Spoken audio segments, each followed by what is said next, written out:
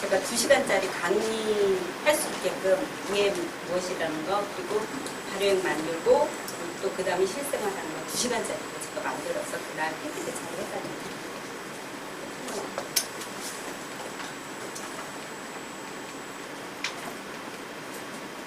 비누의 역사, 핸드메이드 비누랑 뭐 일반 비누, 천연 비누, 이거는 목차예요. 나만의 비누의 어음은요, 어디서냐? 로마의 그 신전에 제사를 지내잖아요. 그 동물을 가지고 세우는데 거기에서 동물의 제 기름 이게 제사를 지내고 나면 비가 왔대요. 비가 신전은 꼭대기에서 신전에서 제물을 태우니까. 근데 비 온 다음 날에 냇가에서 흐르는 물에서 빨래를 하게 되면은 빨래가 그렇게 잘 젖대요. 그게 사포산에서 그래가지고 사람들이 비 오는 날 그래서 거기에서부터 어원이 비누의 유래가 이제 그렇게 되는 거예요. 빨래를 하면 양잿물, 특히 이제 재하고 동물성 기름 이런 것 때문에 그 비누의 역사가 어원이 그때 이루어졌다는 거죠. 이해가 되죠? 이 뜻이 이거예요. 그리고 구약 시대에서도 동물을 가지고 제사는 동물 가지고 계속 이렇게 태워서 하는 거예요. 그래서 가인과 아벨의 제사에서 동물을 갖고 있는 그러니까 아벨의 그런 것들은 이제 받아들여지지가 않고 막 이랬던 것이 곡식이 아니고 동물로 첫 제사를 지른다는 게 그런 의미거든요. 그래서 비누의 역사가 이렇게 된다는 거죠. 미국을 중심으로 했는데 제1차 세계대전, 그러니까 전쟁이 발발한 거는 뭐냐면은 우리 땅에 없어, 뭐가 없어. 그럼 남의 땅에 가가지고 가져와야 되는 게 전쟁이잖아요. 근데 발발하면서 없는 거예요. 천년 자원들이 없으니까 남의 나라 가서 가져와야 되잖아. 그때서부터 석유로 합성섬유 만들고, 뭐 석유로 비누 만들고, 이제 이때서부터 시작이라는 거죠. 조선시대에는 우리 가끔 가다가 6월달이 되면 청포의 날, 그 알죠? 청포가루, 청포에 흐르는 물에 뭐 이렇게 참포에 뭐 머리 감고 뭐 이런 얘기들이 많잖아요. 우리나라의 비누의 역사를. 그런데 19세기 프랑스 신부가 샤봉 비누가 있어요. 잘 기억이 안 나는데 어렸을 때 샤봉 비누 있는 거 봤어요, 저는. 근데 지금은 없죠. 양잿물이 들어갔다라는 거는 그때서부터 이제 시작이 가정소다가 정확하게 이제 과학적으로 설명이 돼가지고 우리나라 처음에 말표 비누 이거 보셨죠? 저는 맞나요? 봤죠? 네. 40대 후반은 알아요. 말표 비누. 지금도 많고 있어요. 있긴 있었는데 이런 식의 것들이 이제 장인의 손길이네요. 자, 그 다음에 무궁화 비누는 많이 보셨죠? 그 다음에 동산유지 많이 기억날 거예요. 동산유지 이러면서 막 나오는 거. 미향은 그냥 일반 비누에 향을 넣은 거. 이때서부터 최초로 미향을 해서 향기가 나는 거예요. 세수하면은 뭐 그때 뭐 선천하면 예쁜 여자가 나서 막 씻고 샤워하고 비누를 샤워하고 막 이쁘다고 냄새가 막 난다고 이런 것도 있었어요. 그것도 미향 비누. 흑사탄 비누래요. 레몬을 첨가했다라는 거예요. 그나마도 이때는 천연 합성이 안 들어가고 아니 합성 그런 것들이 안 들어가고 레몬 비누 이렇게 천연이 들어갔다고 했어요. 다이아 지금도 있죠. 이거 진짜 오래 써, 그죠? 근데 이걸로 세수하면 우리는 뻣뻣해요, 그죠? 그래서 조금 이따 이제 설명하는데 피부에 좋은 비누하고 피부가 좋아지는 비누예요. 근데 화학덩어리 성분의 공정표 비누를 대체하는 피부에 좋은 비누라는 요구 조건을 갖춘다는데 일반 비누에는요 천연 글리세린이 다 없어요. 우리 엊그저께 만든 MP 비누 거기에도 보면은 글리세린 이미 빼놓은 상태거든요. 근데 이제 뭐 그 MP 비누는 비누 베이스를 할 때 자기가 아는 그 공장에서 하는데 글리세린이 좀 첨가한 경우도 있대요. 근데 이제 자기네끼리만 강사하고. 그래서 MP비누를 만들 때 잘 아는 강사의 재료로 만들면은 그래도 비누 베이스가 괜찮더라고요. 그래서 MP비누를 만들 때 거의 대부분 글리세린이 없으니까 글리세린을 항상 첨가를 시켜줘야 되거든요. 자, 천연 비누하고 일반 비누하고 이거는 선생님들이 거의 외우다시피 해요. 요 중에 문제가 한 두세 문제가 나와요. 천연 비누는 천연 오일로 사용하는 건데 일반 비누는 동물성 오일이죠. 강물성 오일은 아닌데 이 동물성 오일도 실질적으로 합성된 거. 석유에서 추출한 거예요. 거의 대부분. 가성소다나 가성갈이 물 천연 보존제 항산화 작용을 한대요. 우리는 EM을 첨가해가지고 EM 비누라고 하죠. 항산화 같은 데가 그렇거든요. 합성, 계면활성제. 오늘 계면활성제에서 설명을 했는데 그 잠깐만 책 좀 봐주시세요. 중요한 게 이거는 설명을 안 해줘서 설명이 들어갔어야 되는데 18쪽 보시면은 선생님들이 이거는 좀 공부를 좀 하시면 좋을 것 같아서 계면활성제 보면요. 계면활성제에 이제 부분이 나오는데요. 계면활성제에는 이온성하고 비이온성이 있어요. 그리고 이온성 계면활성제 중에서 세 가지 음이온 그리고 양이온, 비이온성 이렇게 되는데 여기에는 샴푸, 비누 뭐 이렇게 구분이 돼 있거든요. 이거는 제가 찾아가지고 파일을 넣어줄게요. 이게 되게 중요한 거라서 지금 비누 들어갈 때 이거를 얘기를 해주셔야 되는데 다음에 보고 양이는 네, 그거를 제가 파일을 해가지고 지금 여기서 설명하고 너무너무 길어지니까요. 요거만. 이거요? 아, 선생님 자료, PPT 자료가 이렇게 있잖아요. 그러면 선생님이 시연을 할 때 이대로 갖고 해도 되지만은 이거를 굳이 글씨 많이 해가지고 할 필요 없이 그림, 사진, 그 구글에 들어가가지고 뭐 천연비누에 대해서 딱 치면 이미지 파일이 막 나와요. 그러면 그거를 이제 캡처해가지고 만든다든지 선생님이 이제 자유로 만들면 돼요. 이것만 가지고 우리 정리수납할 때 교환만 가지고 우리 했잖아요. 근데 이제 EM은 거의 대부분이 이게 기본 바탕. PT가 이거 찍지 마세요. 그거 다 밴드에 다 있어요. 있어요. 네네. 있어요. 밴드에 다 있는데 글씨가 이렇게 많은 거는 이거는 선생님들이 애우고 또 하나는 이제 강의를 할 때 중요한 거는 그림, 사진으로 해주시는 게 가장 좋아요.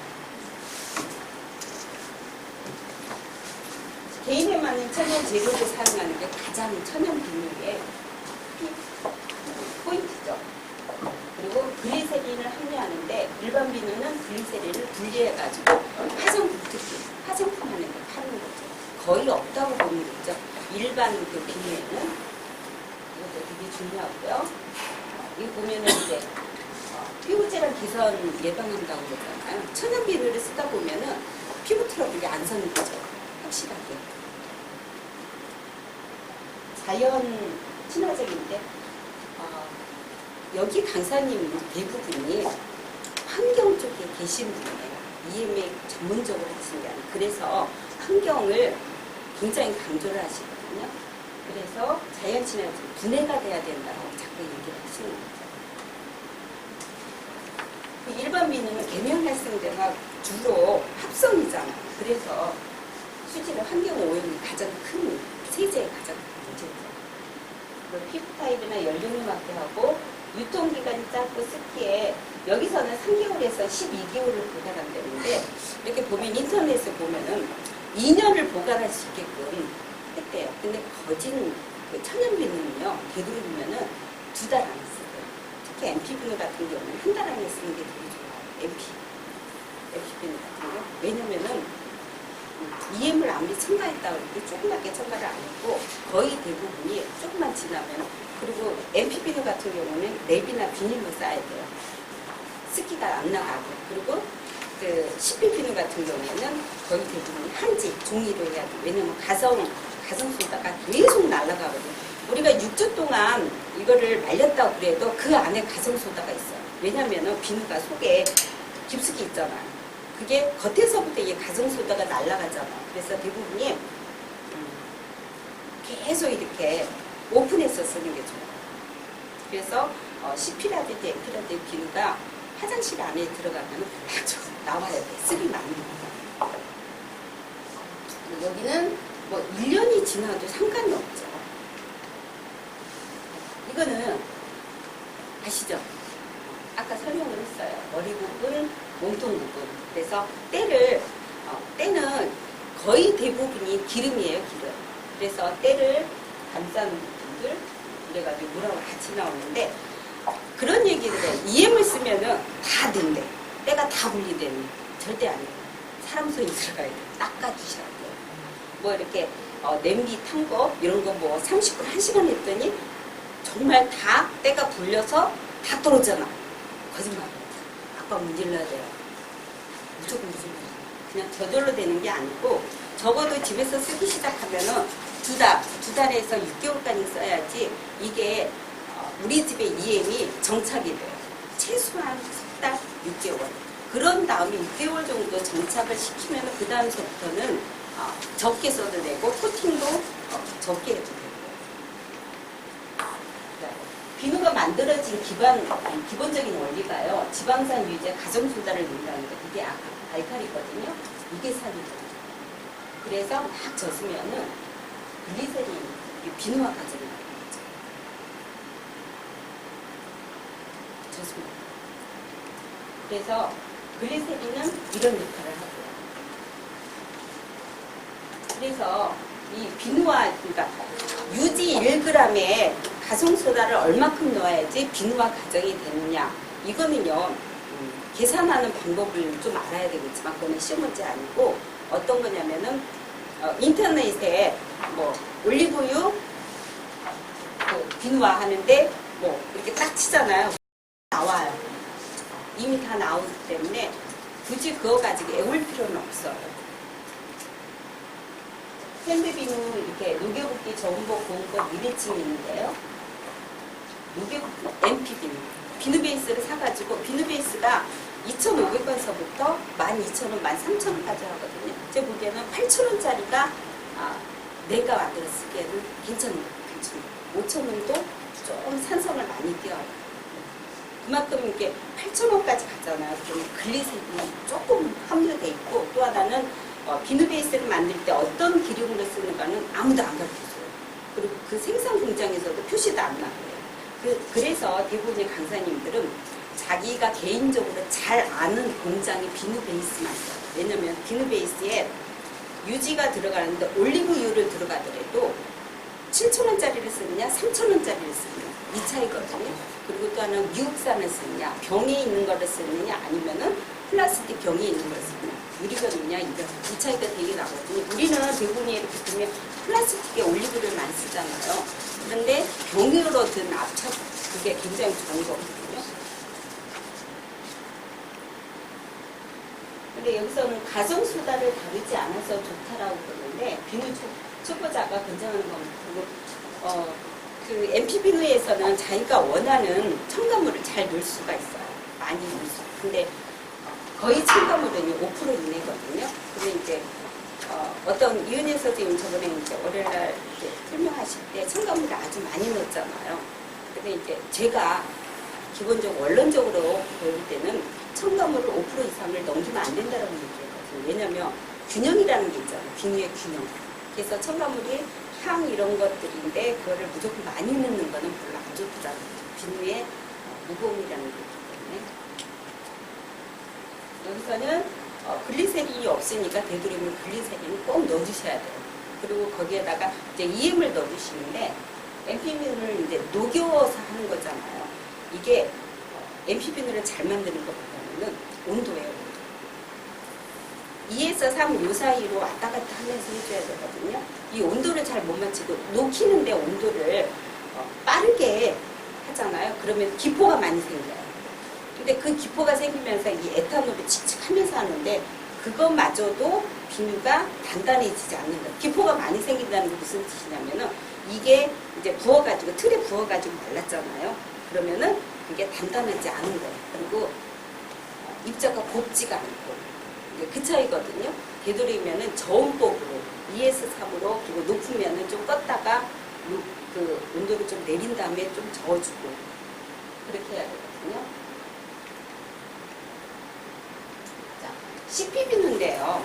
우리가 CP비누를 쓰는 거 뭐냐면은 지금은 가성소다로 별로 안 써요. EM 유화수로 가지고 쓰는데 EM 유화수 자체가 EM에다가 가성소다를 녹인 거예요. 그래서 EM 유화수는 보통 이렇게 따지면은 20일을 넘기지 말라고 그래요. EM 유화수를 샀잖아요. 그러면 20일을 넘기지 말라고 그러거든요. 만드는데. 왜냐면 천연이라는 것도 있기 때문에 그 기간, 유통기한이 한 달 이내로라고 얘기를 하거든요. 근데 EM 유화세 이렇게 보면은, 내가 아는 사람이 만들지 않는 이상에는 그 사람이 언제 만든지를 몰라요. 그래서 이것도 EM 유화세를 살 때도 유통기한이라든지 잘 보고 사시기. 위에 물하시는 이해하고 가슴에서 섞을게요. 그러니까 우리는 물에다가, 정제수 물에다가 이렇게 가성소다를 막 녹이잖아요. 그럼 온도가 막 75도까지 쫙 올라가잖아요. 그리고 가성소다 자체가 우리한테 너무 안 좋아. 호흡 질환에도 안 좋고, 그리고 또 하나는 강의를 하실 때 이제 비누 강의가 들어가잖아요. 어른들하고 할 때는 문 열어놓고 해도 어른들도요. 비누 강의를 할 때 가성소다를 쓰면 얼굴을 막 찡그리고 안 하고 싶어요. 그래서 근데 EM 유화수 가지고 하면은 이게 가성소다는 보통 하게 되면은 4주에서 6주, 되도록이면 6주까지 말리는 게 좋거든요. 그런데 EM 유화수를 하잖아요. 2주. 열흘 있다가 쓸 수가 있는 거예요. 그러니까 아무 해가 없다라는 거예요. 가성소다는 이미 EM에다가 가성소다를 녹였기 때문에 이미 날아갈 거 다 날아갔다는 소리죠. 또 이해가 안 되는 거 있나요? 이거 CP 비누는 되게 중요한데 이거는 좀 선생님들이 진짜 공부 좀 하셔야 돼요. 인터넷 보면서 공부 좀 하셔야 돼요. 자, 고온법이라고 그러는데 그 이은주 선생님께 투명 비누를 보여주셨잖아요. 근데 이제 고온법으로 하는 비누는 대부분이 별로 없어요. 이게 온도를 계속 높여가지고 하면은 일반적인 사람이 이 HP로 하기에 되게 어려워요. 저도 별로 해본 적이 없어요. 그냥 구경만 해봤어요. 그래서 이거는 보수가 좋아요. 보수. 마르세유 비누가 대표적인 HP라고 그러는데 일단 CP 비누 경험자래도 1년 넘었어도 HP는 별로 안 해요. 온도를 잘 놓치기가 힘들고 고온에서 하기 때문에 녹는 것도 빠르고 그리고 얘가 막 기포도 막 생기고 이러니까 고온법은 별로 어디 가서도 우리들이 이제 강의를 하게 되면은 HP는 안 해요. 그건 어려운 거죠. 자, 리베칭 비누는요 이미 만들어진 비누를 다시 녹여가지고 자기가 원하는 첨가물을 더 넣어서 하는 거거든요. 근데 리베칭이 이제 좋은 게 뭐냐면은 비누를 다 만들었어요. 그런데 비누가 깨지거나 남는 경우가 있어요. 그러면 그 비누를 다시 나머지 있는 그 여분으로 만든다는 거죠. 근데 이제 김인재 강사님이 얘기했을 때는 리베칭은 기존의 비누 만든 거에다 다시 내가 피부에 좋은 걸 더 첨가해서 만들겠다라고 더 첨가해서 한다라고 얘기를 하시더라고요. 근데 리베칭은 그런 식이에요. 남는 비누가 뭐 이렇게 잔여물이 많게 되면은 이제 그거 가지고 다시 새롭게 만든다는 거죠. 녹여가지고. 자, 비누에 올리는 이렇게 되고요. 이거 기억하셔야 돼요. 식물성 오일인데 함유, 코코넛이 올리고요. 기본으로 항상 들어가요. 그리고 동물성 지방에 라드, 우지, 링크오일, 타조 오일인데 비싸요. 그래서 기본되는 지방산 우유, 요거 이게 단단함은 팜유예요. 그래서 우리는 팜유가 꼭 들어가고요. 세정력의 거품은 코코넛이에요. 꼭 들어가요. 팜유하고 코코넛 그리고 보습력에는 올리브유. 그래서 기본 비누를 만들 때 항상 올리브유를 많이 집어넣거든요. 아보카도 우유가 정말 비싸. 2배가. 그러니까 다른 거를 많이 안 쓰는 게 기름에 올리브유가 괜찮은 보습력이 가장 좀 올리브유 중에서 가장 괜찮은데 다른 것도 좋아요. 근데 가격이 2배니까 우리는 올리브유를 많이 쓴다는 거죠. 아토피에 효과가 있는 유지가 동백류, 미각류 이렇게 있는 거예요. 그래서 올리브유를 항상 들어가죠. 그리고 또 애우셔야 돼요.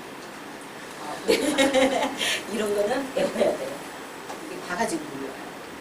그리고 비누와 반응을 촉진하는 오일이 있는데 미각류, 팜유, 라드유였는데 팜유하고 미각류를 그러니까 CP비누를 만들 때 미각류가 되게 많이 들어가요. 보습력도 좋고 아토피에도 좋고 피부에 좋거든요. 천연 항산화 유지를 하는데 포도씨유 있죠. 네, 이것도 많이 들어가고 피부에 이렇게 이해 안 되는 이거는 애우셔야 돼요.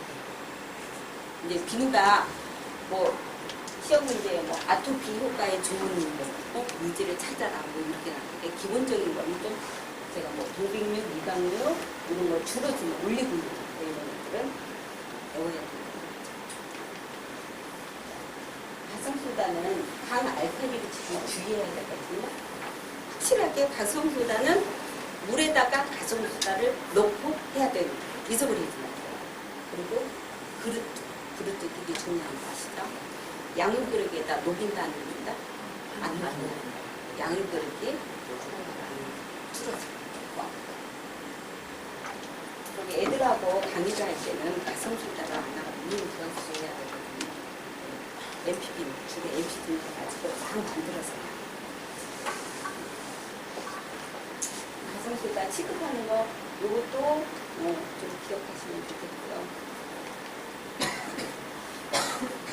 보면은 물은 정제수로 써요. 그리고 우리 EM 활성액이라는 게 있죠. 원액하고 활성액의 차이를 좀 아세요? 제가 나중에 이제 그거 하면서 활성액은 정제수에 EM을 만든 거예요. 그래서 그것도 그냥 EM 원액하고 똑같이 그렇게 쓰시면 되거든요. 근데 우리가 이제 뭐 화장품을 만들다든지 그리고 CP비누를 만들 때 이런 활성액이 깨끗하고 그냥 우리가 발효한 거 아까 어떤 선생님이 EM 발효에 우리가 발효한 거 가지고 비누 만들어도 되냐고 물어보셨잖아요. 만들어도 돼요. 근데 확실할 수가 없어.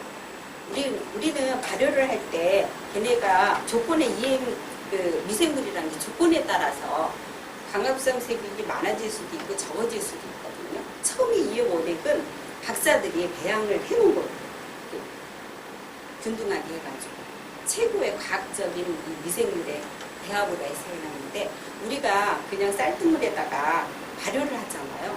그러면 미생물의 균형이 바뀌어요. 근데 확인할 수가 없어요. 그리고 우리가 뚜껑을 열었다 닫았다 하고 뭐 하면서 그 안에 유해균들이 들어갈 수가 있거든요. 그래서 화장품이라든지 우리 피부에 몸에 닿게 하는 거는 되도록이면은 이런 활성이라든지 위에 몸에 좋은 거 쓰라는 거죠. 비누의 보조 재료 이거 있잖아요. 이것도 선생님들이 인터넷으로 보시면서 공부하셔야 돼요. 네. 이런 것들은 에센셜 오일 이거 있잖아요. 이것도 오일마다 각각의 갖고 있는 특성들이 있기 때문에 그것도 좀 구분해서 좀 알으셔야 되거든요.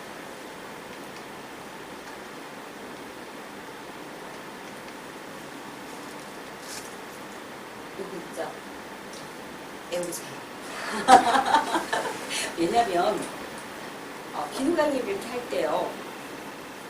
제일 많이 물어보는 게 수강생들이 어머 이거는 뭐에 좋아요? 아토피성에 좋은 건 어떤 거예요? 이렇게 자주 물어봐요. 그 대표적인 거 두 가지 종류는 알아야 되거든요. 아토피성에 좋은 거. 라벤더하고 티트리를 주로 많이 쓰거든요. 라벤더하고 티트리를 되게 많이 써요. 그리고 유아 어린 라벤더. 이렇게 라벤더가 기본향이기 때문에 CPB로 만든다든지 뭐 MPB로 만든다든지 요거를 좀 많이 가져요. 여드름에는 티트리 많이 쓰고요. 민감성. 그래도 피모마일 이것도 기억하시고요. 전해드린다든지 여성 피부에 이거. 네? 페츄리.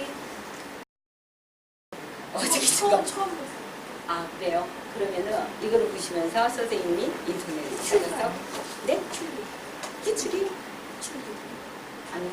페츄리 한번 찾아보세요. 지금 바로 찾아보도 되죠. 지던 TV에 인터넷으로 찾아보면 페츄리.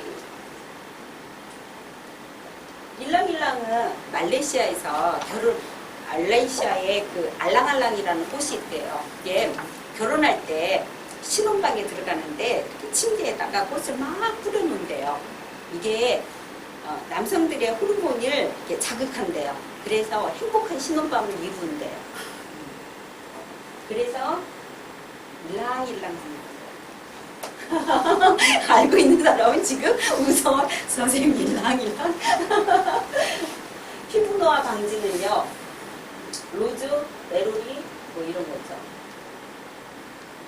우리는 노화 방지를 위해서 우리는 뭐 EM 쓰잖아요.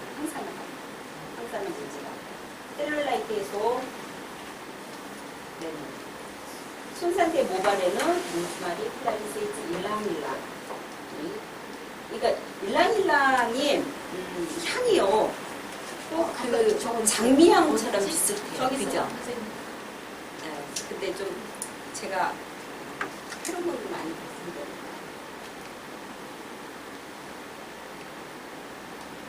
비누를 만들 때 어떤 특성의 비누를 만들 것인가 하는데 우리가 이제까지 얼마 전에 이제 월요일날도 만들고 뭐 이런 것은 기본 비누예요. 그리고 우리가 강의를 갔을 때는 기본 비누를 만들어야 돼요. 왜냐면은 아토피에 좋아요라고 하면서 그 비누를 다 만들 수는 없거든요. 모든 사람들이 아토피 있어서 오는 게 아니고 그냥 비누를 쓰고 싶어서 온 거기 때문에 기본을 맞추는 거예요.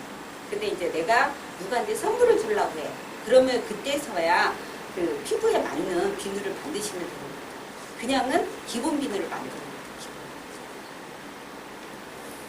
가정소득 유무량 계산하는 건데 유지의 비누학값대로 이렇게 계산을 해야 되는데 이거 좀 계산할 줄 알아야 되거든요. 비누학값 계산하는 거.